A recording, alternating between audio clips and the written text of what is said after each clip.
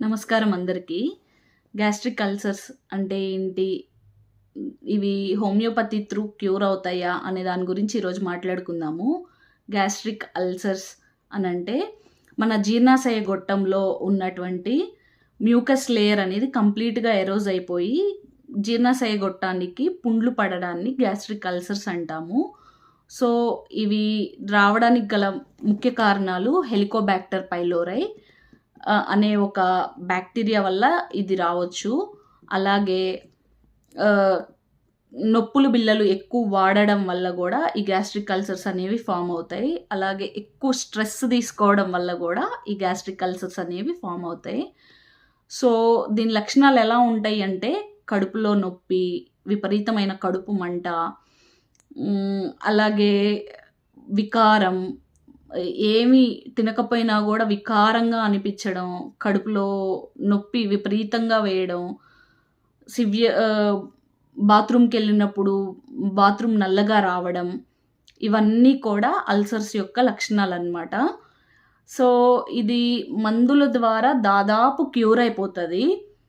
Homeopathy వైద్య విధానంలో అయినా, ఎలోపతి వైద్య విధానంలో అయినా.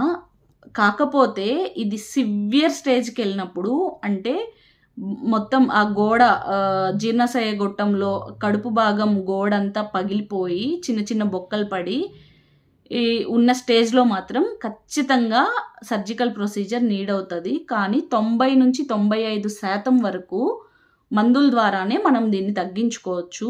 మొదటి స్టేజ్‌లో అంటే జస్ట్ నొప్పి, మంట వచ్చినప్పుడు హోమియోపతి వైద్య విధానంలో కంప్లీట్ క్యూర్ అవుతుంది. కాకపోతే సివియర్ స్టేజ్‌లో ఉన్నప్పుడు మాత్రం హోమియోపతి వైద్య విధానం అనేది ఒక ఫాస్ట్ రికవరీ కోసం హెల్ప్ అవుతుంది తప్పితే అప్పుడు ఖచ్చితంగా సర్జికల్ ప్రొసీజర్ నీడ్ అవుతుంది.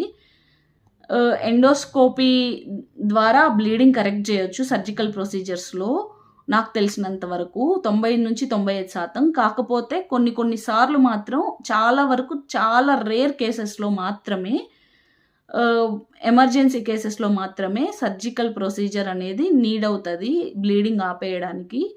సో, మీరు ఎర్లీ స్టేజెస్‌లోనే కనుగొని హోమియోపతి డాక్టర్‌ని సంప్రదిస్తారని భావిస్తూ, ఇట్లు మీ డాక్టర్ అనుష. ధన్యవాదాలు.